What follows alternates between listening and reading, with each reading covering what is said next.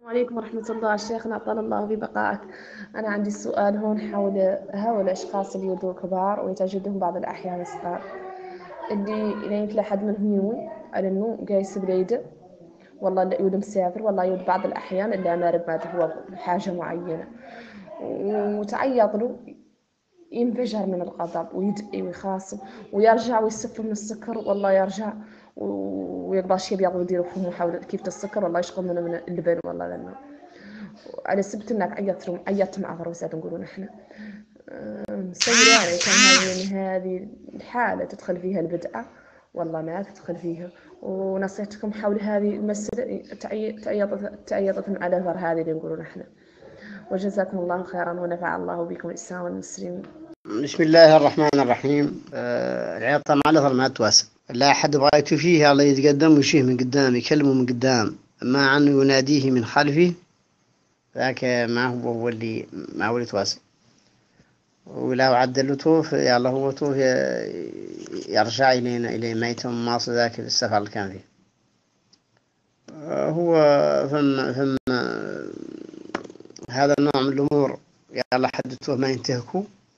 على كل حال الأمور كاملة بيد الله تعالى، غير النداء من خلف المسافر وحد فات عاد ماشي ما يتواسى.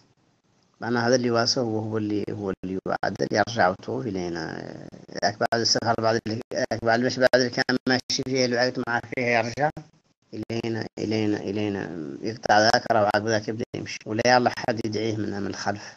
السلام عليكم ورحمة الله وبركاته. بالنسبة لهذه المرأة المسلمة المسكينة الضعيفة التي استفتت تريد أن تعرف أمرا يخص دينها ومعتقدها ومتعلق بالخوف السري، الخوف السري هذا الذي جعله أهل العلم هو مناط جانب الشرك في مسألة الخوف، وليس الخوف الجبلي. الخوف الجبلي أمره هين وبسيط.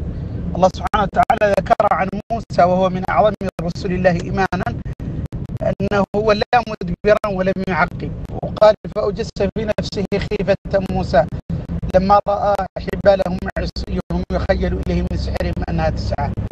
وهذا لا إشكال فيه، لكن المصيبة الكبرى والداهية العظمى الخوف السري الذي هو أساس إيمان المرء بعظمة الله، ما بينك وبين الله، ما يدور في خلجات قلبك، اعتمادك وتوكلك واعتصامك بالله سبحانه وتعالى. هذا هو الجانب المسكين اللي سألت فيه المرأة تريد السلام وتريد التخلص من هذه الترهات البربرية الموروثة عن تاريخ البربر وثقافة الأمازيغ البغيضة. ثم يفتيها هذا الفقيه اللي يسموه النيني بما يرسخ في قلبها الضلال. ذي مصيبة. ذا فقيه وزير وفقيه له صيت والناس تستفتيه، ألا يخشى الله سيد الفقيه النيني؟ يا أخي اتق الله. كيف تقول إن المرء إذا خرج ونودي في أثره أنه يرجع أنه لا ينتهك ماذا؟